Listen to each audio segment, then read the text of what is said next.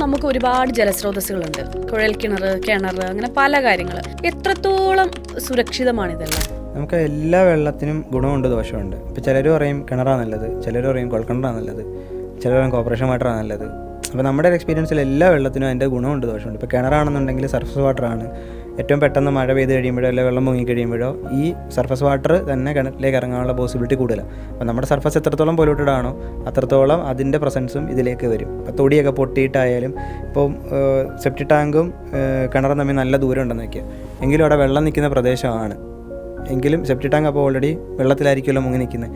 എന്നിട്ട് കിണറിൻ്റെ ഒരു തൊടി പൊട്ടിയിട്ടുണ്ട്. അപ്പോൾ സ്വാഭാവികമായിട്ടും ഈ സെപ്റ്റി ടാങ്കിൽ ലീക്ക് ഉണ്ടെങ്കിൽ ഈ വെള്ളം ഫുള്ള് ബാക്ടീരിയ പ്രസൻസ് ആയിരിക്കും, ഈ വെള്ളമായിരിക്കും ഇതിലേക്ക് വരുന്നത്. പിന്നെ ബോർവെല്ലാണെങ്കിൽ അതിന് അതിൻ്റേതായിട്ടുള്ള ഡിസഡ്വാൻറ്റേജസ് ഉണ്ട്.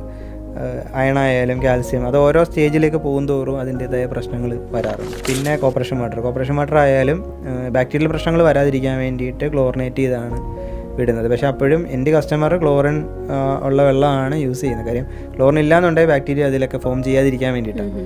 കാര്യം ഈ വരുന്ന വഴി പൈപ്പ് ലൈൻസ് ഒക്കെ ചിലപ്പോൾ പൊട്ടും എന്തെങ്കിലും മെയിൻ്റനൻസ് ഒക്കെ അടക്കുമ്പോഴേ. എന്നിട്ട് അവിടുന്ന് പിന്നെ വേസ്റ്റ് വാട്ടറൊക്കെ കയറി പലയിടത്തും വരാറുണ്ട്. പൈപ്പ് ലൈൻസിനൂടെ തന്നെ ഇപ്പം ഒരു വരുന്ന വഴിക്ക് ഒരു തോടുണ്ടായിരുന്നു, ആ തോട്ടിൽ ഈ പൈപ്പ് ലൈൻ പൊട്ടി.